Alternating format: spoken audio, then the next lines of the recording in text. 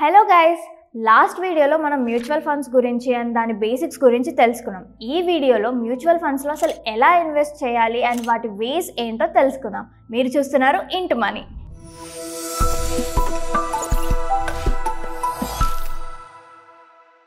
Mutual ఫండ్స్లో invest చేసే ముందు కొన్ని విషయాలు జాగ్రత్తగా మైండ్లో పెట్టుకోవాలి.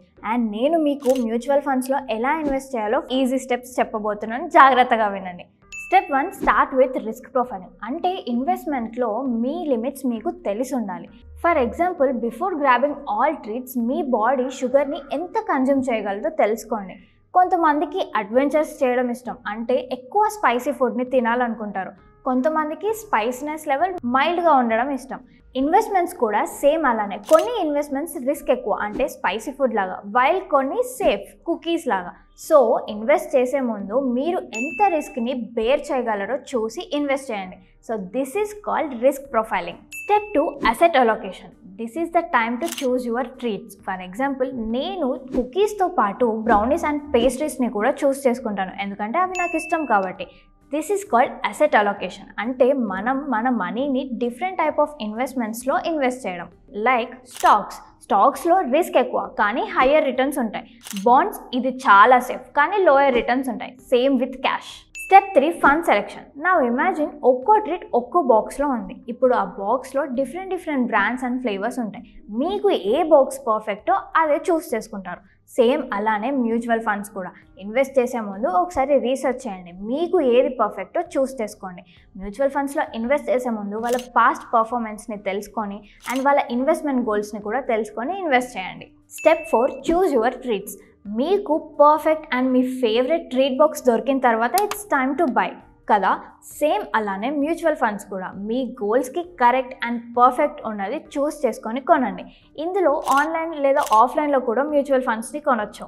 ఇమాజిన్ మీ దగ్గర ఒక క్రేజీ కార్డ్ కలెక్షన్ ఉంది, కానీ అది ఒక్కో కంపెనీ నుంచి అనుకున్నాం. మీరు ఒకటే కంపెనీ నుంచి అన్ని కార్డ్స్ కొనకుండా ఒక్కో కంపెనీ నుంచి కొంటారు కాబట్టి మీ దగ్గర అన్ని కార్డ్ కలెక్షన్ ఉంటుంది. సేమ్ మ్యూచువల్ ఫండ్స్ కూడా అలానే ఒక స్పెషల్ బాక్స్ లాగా.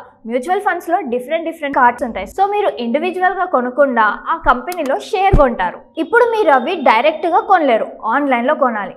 అదే ఒక వెబ్సైట్లో లేదా యాప్లో మీ పేరు మీద ఇన్వెస్ట్మెంట్ గురించి బాగా తెలిసిన వాళ్ళు అకౌంట్ క్రియేట్ చేసిస్తే సో ఆ వెబ్సైట్ అండ్ యాప్స్ని ఏఎంసీస్ అంటారు, అంటే అసెట్ మేనేజ్మెంట్ కంపెనీస్ అని అంటారు. 2 వేస్లో మ్యూచువల్ ఫండ్స్కి అప్లై చేసుకోవచ్చు. Number 1, by creating an official website, అంటే ఏఎంసీ వెబ్సైట్. సో ప్రతి ఏఎంసీ వాళ్ళకి ఒక అఫీషియల్ వెబ్సైట్ ఉంటుంది. అందులోకి వెళ్ళి అక్కడ ఉన్న ఇన్స్ట్రక్షన్స్ని చదివి మీరు అప్లై చేసుకోవచ్చు. ఏఎంసీ వెబ్సైట్లో మీరు ఇన్వెస్ట్ చేసే ముందు ఒక్కో కేటగిరీలో మల్టిపుల్ మ్యూచువల్ ఫండ్స్ని చూపిస్తుంది. సో మీకు ఏది మ్యూచువల్ ఫండ్ కరెక్ట్ అనిపిస్తుందో దానికి అప్లై చేసుకోవచ్చు. అండ్ రిక్వైర్డ్ ఇన్ఫర్మేషన్ ఫిల్ చేసి కేవైసీ ప్రాసెస్ని కంప్లీట్ చేసుకోండి.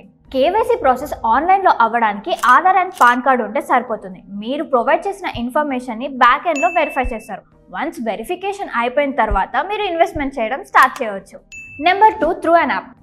ఏఎంసీస్ కూడా మొబైల్ యాప్స్ ఉంటాయి. అంటే ఇన్వెస్టర్స్ మొబైల్ యాప్ నుంచి ఇన్వెస్ట్ చేయవచ్చు, స్టేట్మెంట్స్ చూడొచ్చు, రెలవెంట్ డీటెయిల్స్ అండ్ పోర్ట్ఫోలియో చూడొచ్చు, కొనొచ్చు, అమ్మొచ్చు.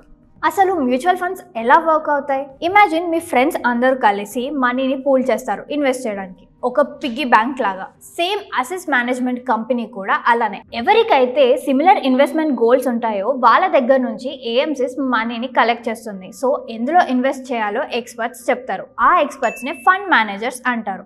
సో ఇండివిజువల్గా ఒక్కొక్కరు ఓన్ ఇన్వెస్ట్మెంట్స్ని పిక్ చేసుకోవాల్సిన అవసరం లేదు. సో ఇలా ప్రతి ఒక్కరు ఎక్స్పర్ట్స్ నాలెడ్జ్ వల్ల బెనిఫిట్స్ పొందుతారు.